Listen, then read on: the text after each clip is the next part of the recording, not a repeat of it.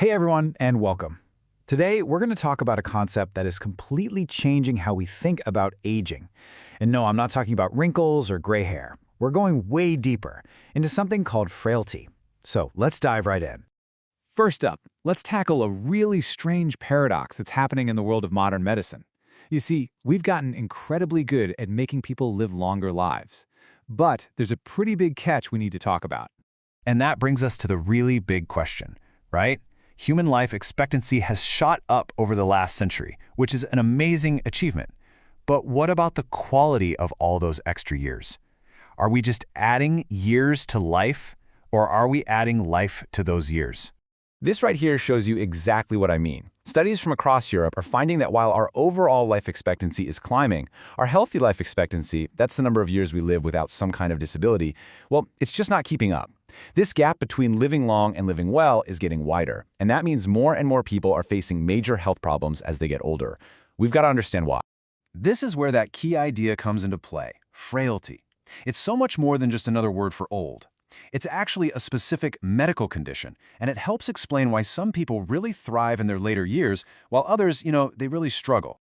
So, according to the World Health Organization, healthy aging is all about being able to do the things you value. Frailty is basically the exact opposite of that. It's a state where you're much more vulnerable, where your body's ability to bounce back from even minor things like a cold or a small stumble is way, way down. And let's be super clear about this. Frailty is its own thing. It's not just getting old. You can have a disability or even several chronic diseases and not be frail. Frailty is this unique state of vulnerability that can exist alongside other health issues, but it isn't defined by them. So just how common is this?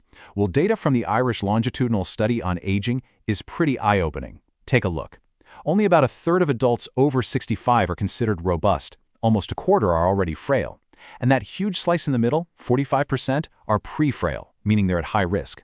So this is not some small niche problem. It's a massive public health issue. Okay, so to really get our heads around frailty, we have to stop thinking about it as just a list of problems. Instead, we need to picture it as something much more complex, like an interconnected network. Research from the Mexican Health and Aging Study gives us this incredible way to visualize it. Frailty isn't just one thing going wrong, it's the result of lots of different health issues. We're talking high blood pressure, weak grip strength, even feeling lonely, and all these problems are connected, feeding into each other. So picture a healthy, robust person.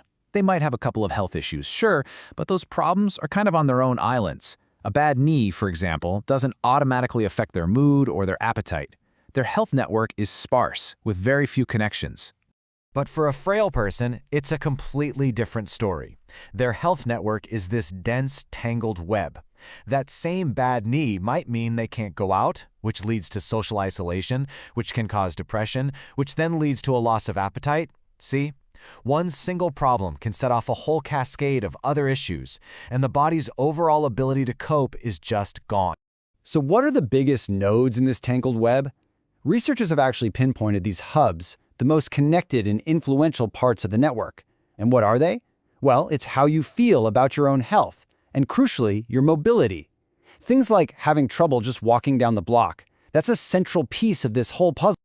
Okay, so we've talked about what frailty is. Now let's talk about why it matters so much in the real world. Because this state of vulnerability, it puts an absolutely enormous strain on our entire healthcare system. The data from that Irish study is just staggering. After you account for everything else, a frail person is more than 7 times more likely to need home care than someone who's robust. That's a huge driver of social care costs.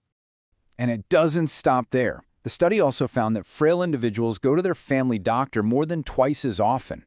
This makes perfect sense, right? They're constantly trying to manage that complex, interconnected web of health problems we just talked about. And when things do go wrong, the outcomes are just more severe. Frailty is linked to longer hospital stays because that resilience, that ability to bounce back, just isn't there. Think about it. A minor infection that a robust person could shake off at home might put a frail person in the hospital for weeks. Now, after hearing all that, you might be feeling a little worried. But here's the really important part. Frailty is not inevitable. It's not just a part of getting older. It can be prevented, it can be pushed back, and sometimes it can even be reversed. Let's look at how. And this isn't just a theory. We have real-world examples of programs that have worked. In Barcelona, proactive nurses who focused on physical activity and nutrition actually helped reduce mortality.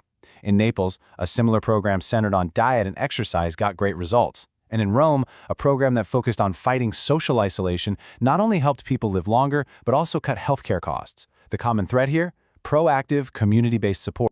This quote from the journal Frontiers in Medicine really just sums it all up perfectly. Healthy aging isn't something that starts when you turn 65. It's a lifelong project.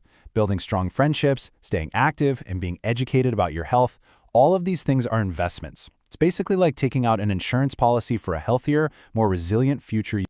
So that leaves us with one final, and maybe the most important question. As a society, we've cracked the code on extending human life. The next great challenge for every single one of us is to make sure those extra years are truly worth living, that they're not just longer, but healthier and more active too. Thanks for joining me for this explainer.